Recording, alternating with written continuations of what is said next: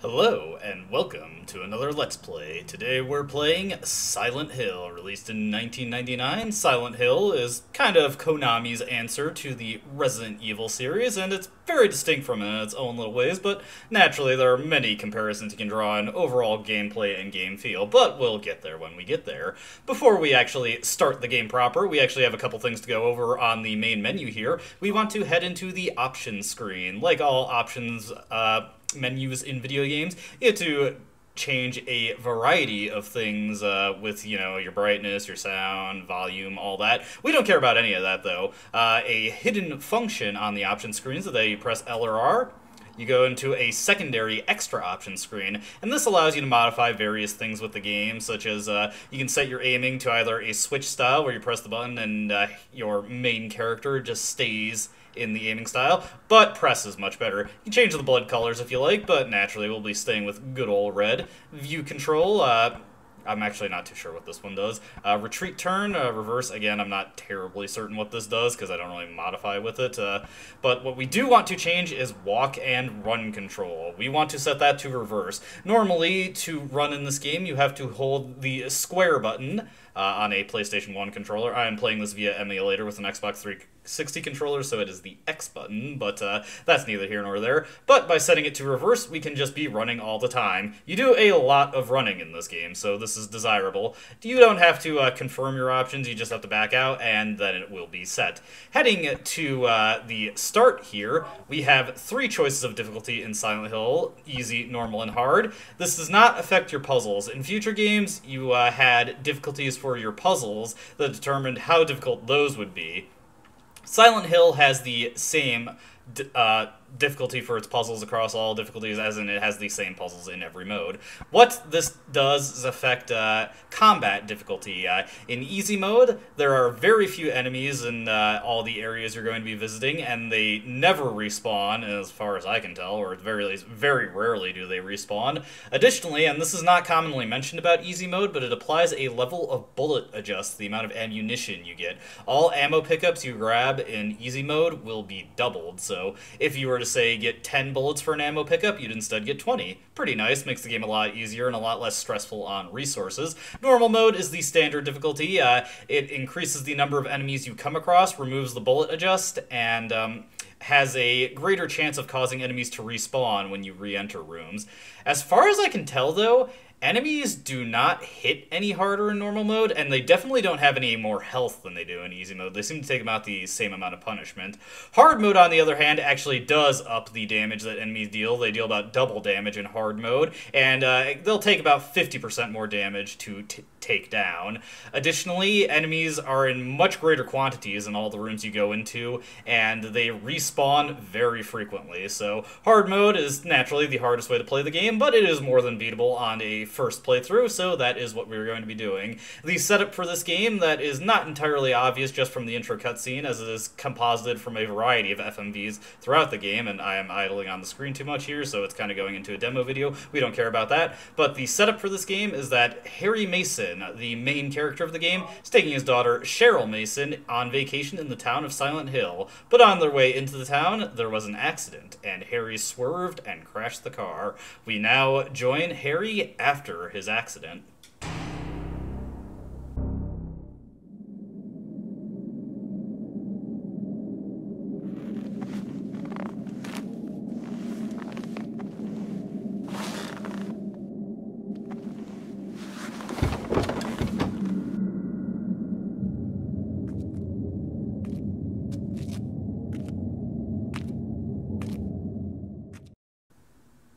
Harry is a little worse for the wear here. This screen is what plays whenever you load up a file in this game or start a new game. Harry running into the dark unknown.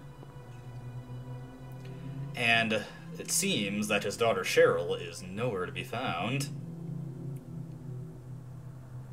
Yeah, this is supposed to be a resort town. You learn a bit more about Silent Hill, of course, if you have the manual for this game and read up on that, but Silent Hill is a sleepy little resort town that mostly thrives on tourism, but is otherwise in a very quaint small town atmosphere. One thing that's very interesting, though, right now is this is a summer vacation. Footsteps, eh? So this is a summer vacation, but it's snowing right now. And it can't get much odder than that.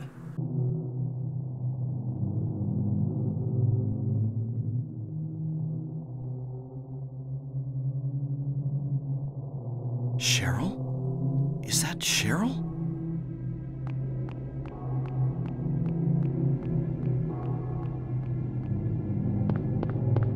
Where are you going? Hey, wait! Stop! Well, we found Cheryl, but she does not seem to be staying still. We better chase her down. Why would she run from us, though?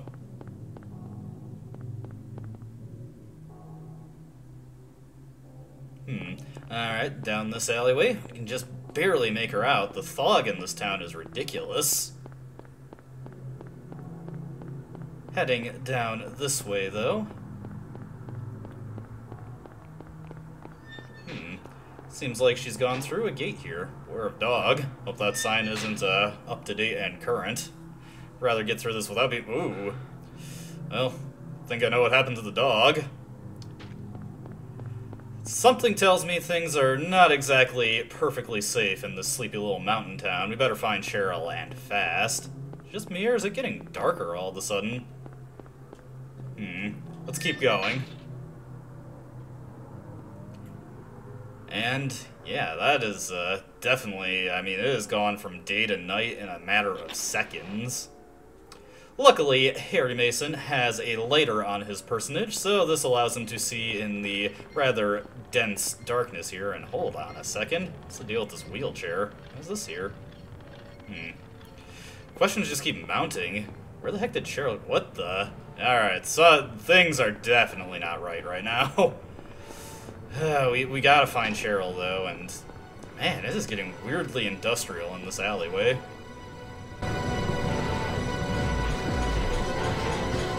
What is this? What's going on here? We do not get much time to think about what might be going on because we are under attack. We've got weird little gray children approaching us with knives. Let's get the heck out of here. Ugh! Unfortunately, Harry does not have a weapon of his own, so it'd be unwise to engage these things in melee combat, children though they may be, and this is definitely not good. This fence was not here when we entered. I don't think we have much way out of this. And, in short order, the children surround us and stab us to death. Game over.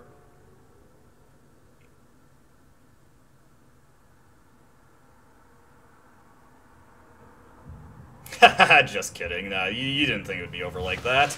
You have no choice but to die there. We wake up in a diner, and... looks like a police officer has found us. Maybe she can tell us what's going on around here.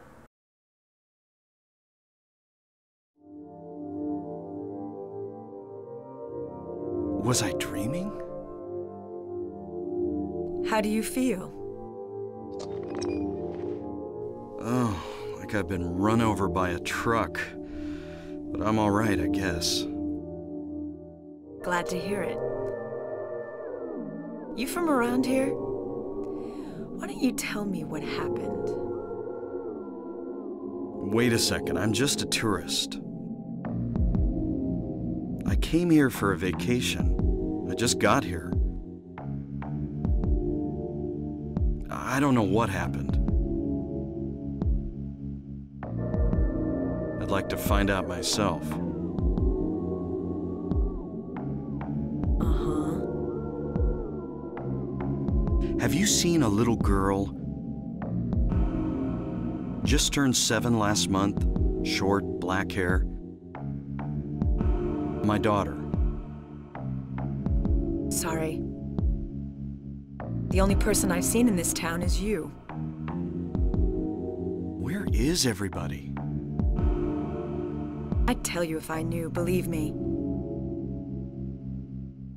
But from what I can tell, something bizarre's going on. That's all I know.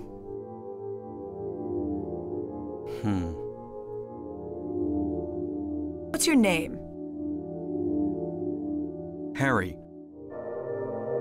Harry Mason. Sybil Bennett.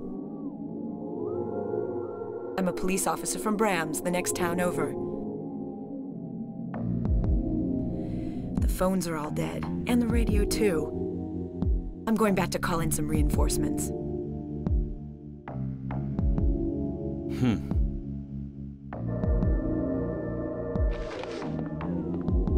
Hold it. Where do you think you're going? My daughter. I've got to find her. No way. It's dangerous out there. In that case, I need to find her now. Cheryl's my little girl. I can't just leave her out there by herself. Have you got a gun? No. Take this, and hope you don't have to use it. Now listen to me. Before you pull the trigger, know who you're shooting. And don't do it unless you have to. And don't go blasting me by mistake. Got it? Yeah, thanks. You do best to stay nearby.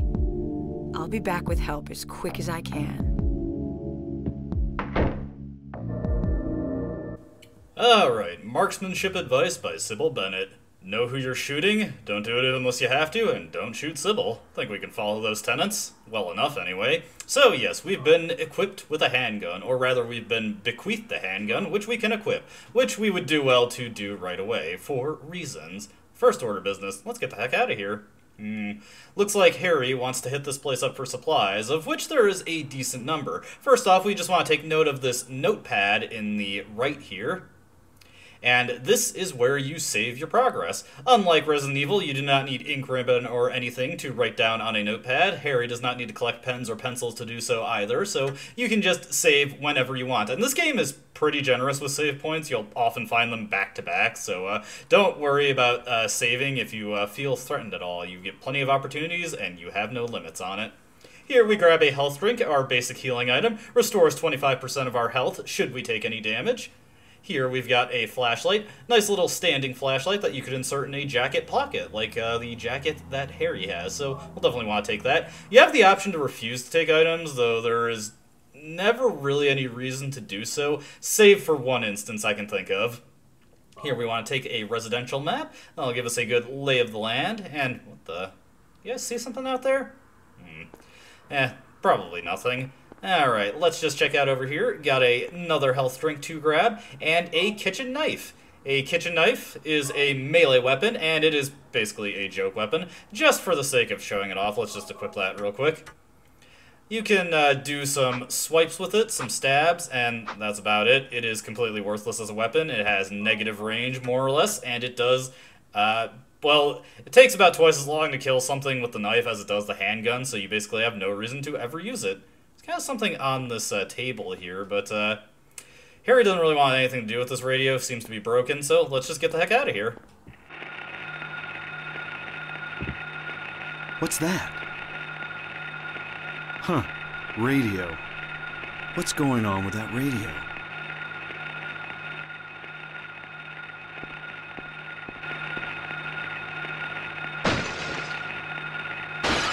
Haha, combat time. This guy right here can die in 6 shots, but I always go for a 7th just to make sure. This is not a dream. What's happening to this place? Well, Harry, that was our first monster attack. This thing right here is an aerial screamer. This first fight that we had with it is not really indicative of how engaging these things really works out. All I can tell you is that they're really annoying when encountered normally, but for this first fight, you just immediately go into an aiming stance and blast it, and it'll fall over dead in short order.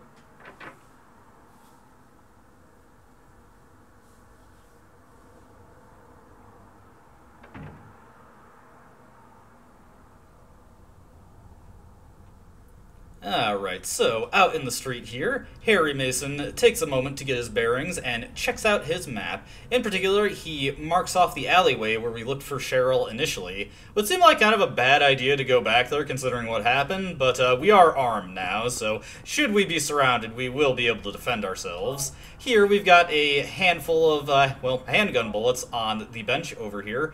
Handgun ammunition comes in stocks of 15. Your handgun holds up to 15. This is pretty unusual for the Silent Hill series. Usually the handgun holds 10 bullets instead of 15, but, you know, early installment weirdness. Before we head to that alleyway, we just want to turn around and go to the Queen Burger right here and get a health drink that is just out on the sill for us here. Here an aerial screamer's heading towards us. These guys like to fly at you and go in for a quick swipe with their talons, and then they'll fly off. To avoid them, you kind of want to make hard turns in order to get them off of you. They have pretty decent tracking, so it can actually be kind of annoying to just try and attempt to outrun them, as they do move ever so slightly faster than Harry, and can hit him after a while if you do not veer at all. Heading up to here, this is not the way to the alleyway, but instead takes us to a convenience store, a knockoff 7-Eleven, the 8. This convenience store does not have too much that is necessary, but it does have another save point, if for some reason you wanted to save again. Like I said, this game is way too generous with save points for its own good. There's a first aid kit, which is the next highest level of healing item, which restores 50% of your HP. 2 health drinks over here. And then if we go out this way and wrap around this corner, past the copying machine that they have for some reason, get another health drink. So yeah, 3 health drinks and a first aid kit. We are set on healing items from this place. Once again, we have another location to hit up before we head down the alleyway where Cheryl had disappeared to. We want to head down this street as there is a very easy to miss thing at the end of the street if you're not thinking to look for it. Over here, we can actually find Harry's car. We can examine it for some flavor text and find out that it is beyond destroyed. Looks like he veered off the hill and crashed into the town. Veered off the hill of Silent Hill. Over here, we've got the entryway to the Silent Hill, but it is blocked. There is a huge boulder blocking the way out of the town. Not that we really wanted to leave before we got access to Cheryl, but, you know, it is kind of interesting that our only exit is just completely blockaded. You may have noticed I swung the camera around there. If you press L2 on a PS1 controller, you get a sort of camera viewing mode or camera control mode where you can use the directional buttons to kind of swing it around. And it also just flips the camera around to Harry's back in open areas like this. Now we can finally get into the alleyway. Now, you do not need to go down to this alleyway to progress the game. In fact, you can kind of get into the main quest that you need to do to progress with the game right now if you know what you need to do. But in the interest of showing off how you're supposed to know what to do, I'm going to hit everything up in the intended order. We just passed by a bunch of dogs there known as groaners. Groaners are not terribly threatening. They die very quickly. They can take at most 4 bullets, and often they drop in 2. And they're pretty easy to avoid as long as you keep moving. Their lunges kind of just go past you. We can hear the radio going off. The radio goes off whenever monsters are nearby. That static lets us know that there is indeed another dog in this alleyway. But as you can see, only 2 bullets, and then we go up for a quick kick. When you knock enemies down, they're still alive, but you can walk up to them, and with the X button, you can just stomp them real quick. Or you can keep shooting at them. Often when an enemy gets knocked down, they take 1 or 2 more bullets to finish off. Heading into this alleyway here, we're going to find it a little bit different. First off, a couple packs of handgun bullets for us, so let's just grab some of those. And the way in deeper to the alleyway, completely blocked off now. In its place, we've got a steel pipe here, another melee weapon that I'm not going to use, but it's better than the kitchen knife and lets you save on some ammo. We've got Cheryl's sketchbook here, which seems to have seen better days. Looks like a little rudimentary portrait of Harry. Naturally, as a 5-year-old, it wasn't the best drawing she's ever made, but I'm sure she's better now. And we get a note... Cheryl's sketchbook? She's at the school. So sorry to interrupt you, Harry, but yes, she is at the school, or at least that's what that note implies. Now, if you attempt to head directly for the school via any of the roads that take you there, you'll quickly find out that all of the roads that actually get to the school are unusable, and we'll find out exactly what I mean by that in short order, but suffice to say, taking any direct route to the school will just leave you disappointed. So we're going to, again, just approach this in roughly the intended order, but still without any blundering. Oop, that was unfortunate. Wasn't able to see the aerial screamer there, so he just dinged us on the head with his talons. But he does not deal too much damage. We took a little bit of health damage there, but your health is indicated by the portrait of Harry in the top left of your menu screen. That is his status. You can see that the little color behind him is still green, so that means he's still in good standing. It can be green, orange, or red. Red, of course, is the most dire situation you can find yourself in. It means that any hit you take at that point could probably kill you. So here we are on, let's see, Nilview Street. Let's just take a quick look at the map here. Yes, we do want to head down this street a little bit. I'm kind of going in a different order than I typically take, so I might have to check the map a little bit, but... Oh, no. So we got a couple groaners here. Yeah, we are kind of surrounded here. So now I've taken enough damage that we are in orange status, but we've got plenty of health drinks, so let's just top ourselves off there. Like I said, groaners frequently go down in 2 shots. Once aerial screamers hit you, they like to back off a little bit. This guy has gotten himself stuck, so... Okay, he's down. We will run up and stomp him real quick. Yeah, nasty amount of damage I took there. Here we've got a doghouse, and if you check it, Harry makes a rather astute observation here. Yeah, I have to imagine he's a detective in his spare time.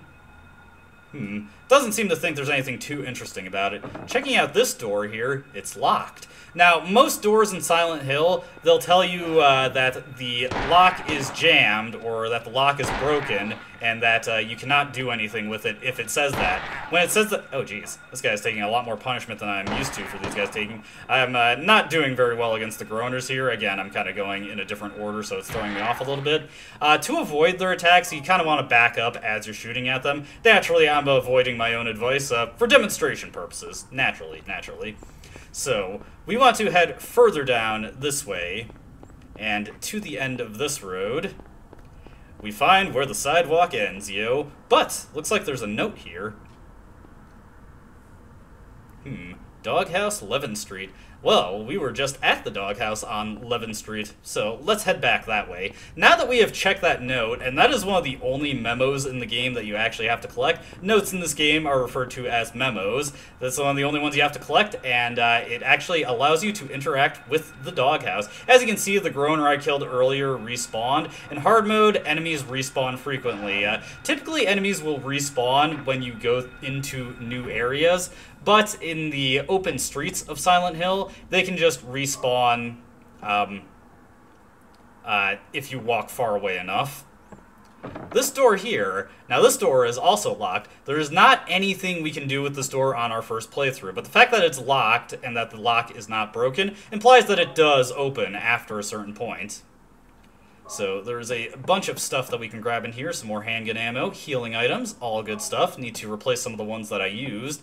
Now if we check our map here, we can see that if we get through this back door, we'll be past the blockage on Matheson Street, and we might have a way to get to the school. Unfortunately, this door is got some pretty intense security, 3 locks. However, you probably also noticed the map here, and we're looking for the keys for the Eclipse. So, now that we've gotten that, Harry will copy down the markings on that map onto his own map. So now we have some direction. We can presume that the keys this will lead us to will open up that back door, and that will allow us some type of access way to the school. Hopefully a direct one, though I imagine we're not that lucky. Based on the map that we were looking at, there's an alleyway connecting to the backyard of that house. So we've got a pretty extensive walking sequence here. You do not need to check that map to start looking for these keys. That map is just simply, on your first playthrough, how you know you need to look for these keys. And honestly, depending on the direction you decide to go from the diner at the start, you may in fact blunder across these keys on your own. So we're going to be heading for the furthest key to start out. And yeah, like I said, pretty extensive amount of running. You can probably already see why I set the run controls to reverse, because saves some pressure on your thumb if you're just always at your top speed.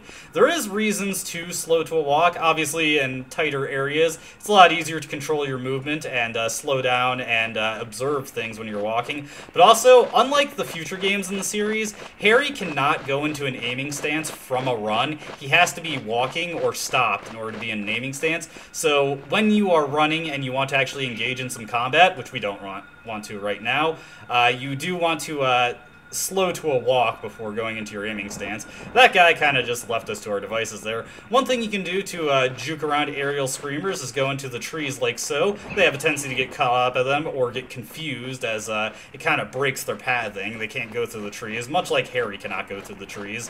One thing that hasn't really come up is that when you're running, if you walk into a wall, it's always so funny when these guys are just walking on their run. But when you're running and you walk into a wall, or run into a wall rather, you will stumble. Harry will crash into it, and that will slow him down for a bit and put some delay on his ability to move afterwards. It's not a huge deal, but it is kind of annoying when you're trying to go through a door and you just bonk into it.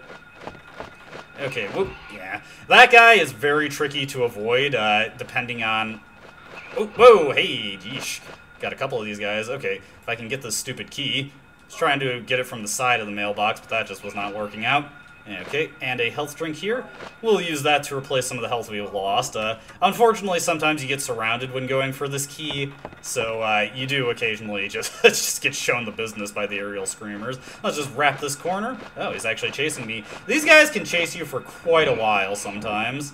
Let's just go over those keys that we've gotten. So far we've got the key of the Scarecrow and the key of the Lion. Wonder if that's a reference to anything. You can examine items in more detail, though there's not really any reason to do so.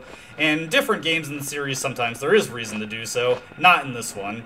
Heading past the aerial screamer in this alleyway right here, got another couple packs of handgun ammo. You mostly should just avoid fighting stuff in the streets unless there's something that you need to observe, and it's a really aggressive enemy like a Groaner who just will not give you the time of day. Aerial screamers, as much as they chase you, they're not terribly aggressive, so it's pretty easy to ignore them.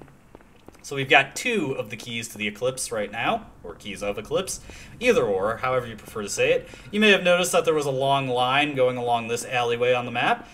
You need to go into this central court area.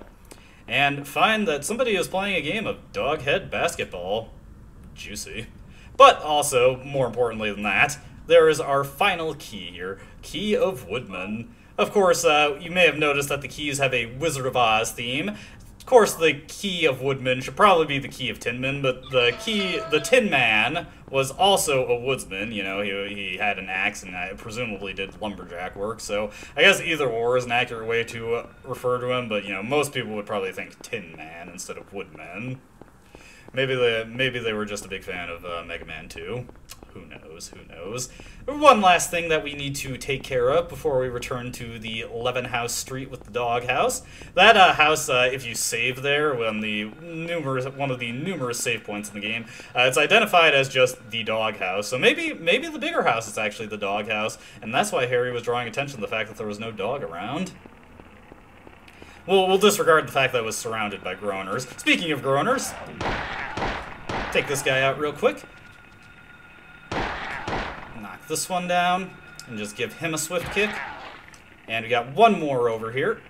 Like I said, you want to take these guys down when you need to grab something. You can also, as I mentioned previously, just kill enemies by shooting them instead of stomping them, which is pretty easy to accidentally do with groaners because they have very low health, and they have probably the most randomness in their health among the enemies in this game. There are many enemies who have a static amount of health that they'll drop after a certain number of shots and die after a succeeding number of shots. Groaners are easily the most random. I've had them just outright die in as little as 2 shots, not even need a stomp, just die. And of course, on the higher end, they can take up to 4 shots, as we saw earlier. Now that we have all the keys of Eclipse, we can get through the back door. It's kind of a weird name for them, though. I wonder why why they're called that. Oh, whatever the case, you just need to examine the door, and Harry will use all the keys automatically. For a lot of the doors in the game, you don't need to actually specifically go into your inventory to utilize them. You just interact with it, and it opens up, but, I guess I can see why it was called Keys of Eclipse, because it's getting dark again. Fortunately, we have a much better source of lighting compared to our lighter. We have a flashlight. Flashlight, of course, illuminates your way in dark areas, but when it is dark out, you can in fact turn it off, and it will limit the enemy's ability to detect your presence. They react to the light, and having the light off delays the reactions, so that's something to keep in mind. Just want to take a stock of our inventory here, because we've been picking up a lot of handgun ammo. We have over 100 bullets. One thing to note about ammunition in this game is that you have a very low cap for carrying it. You don't have limited inventory like you do in Resident Evil, but you do have caps on how much ammunition you can hold. You can hold 200 of any specific type of ammo. So that's why I'm not overly concerned about using melee weapons to conserve ammo, because if I'm just avoiding everything or using melee weapons all the time, we will very quickly cap out our ammo supply, so don't hesitate to use your ammo to clear the way if you feel it is ideal. Let's just take a quick look at our map here. If we hang a left heading out here, we can head down this alleyway, get a nice and quick way to the school. Gonna keep the light off here just to kind of dim the enemy's perception for a little bit. Turn it back on here. I'll generally keep the light on because, as you saw there, it is very hard to see what you're doing when the light is off, and only really experts who know the game inside and out and have all the routes memorized tend to play with the light off all the time. It was pretty funny watching speedruns of this game back in the day when people were recording with standard video cables through stuff like their VCR and could only record in like 240p, and speedrunners would just always have the light off, so you legitimately could not see what was happening in the game. This sidewalk is the sidewalk in front of Midwich Elementary School, connecting directly to it. When we see the path veering off into the right, that is how we'll know we're in front of the school, right here. But we want to go a little bit past it, because there's one more thing to check out before we actually enter the school. There is a bus here, and if we enter it, you'll find that this bus, for reasons that I don't fully understand, is one of the worst running areas in the game. For some reason, the frame rate just kind of drops to about 12, between 10 and 12 inside this bus. I'm not sure why it's so brutal on the game's processing, it just is. But there's also another save point in here, in addition to the 2 health drinks at the front of the bus. That's all we cared about checking out in here. We want to get into Midwich Elementary School now. Just run past this guy. Again, no reason to really fight anything on the streets if you can avoid it. If there's nothing we're trying to examine, we can just ignore everything. A couple groaners hanging out in front of the school, but again, they're pretty easy to avoid. If you stumble against a wall when you crash into it, you can very easily just mash the X button so that you can get through the doorway. So here we are in Midwich Elementary School. Before you head into the school proper, you want to just hang a left at the entrance and get a map here. So let's see what we got to work with here. You can check out your map. There are various floors that you can scroll up and down. Looks like Midwich Elementary has 2 standard floors, a rooftop, and a small basement to check out. But that is neither here nor there. Now we're just going to head straight to where there is a save point. Again, there's another save point in very rapid succession after the one we just saw, inside the school infirmary. There is also, as you'd expect in an infirmary, a couple of first aid supplies for us to pick up, a health drink for our efforts, and naturally a first aid kit. You'd think they'd have more than just one first aid kit, but I don't know. I guess that maybe they don't have too many injuries at this school, which I guess is a good thing, but you know, it always is a good idea to be prepared. And with that all said and done, we can now save our game at Midwich Elementary. Oh, whoops. Let me see here. There we go. Okay. Needed to double up on that. Oh, needed a new save. Okay. So there we go. 2 saves. We are at Midwich Elementary School. But is Cheryl here? Well, we'll have to find out next time. As always, I hope you enjoyed watching, and I hope to see you in the next video. Until then, goodbye.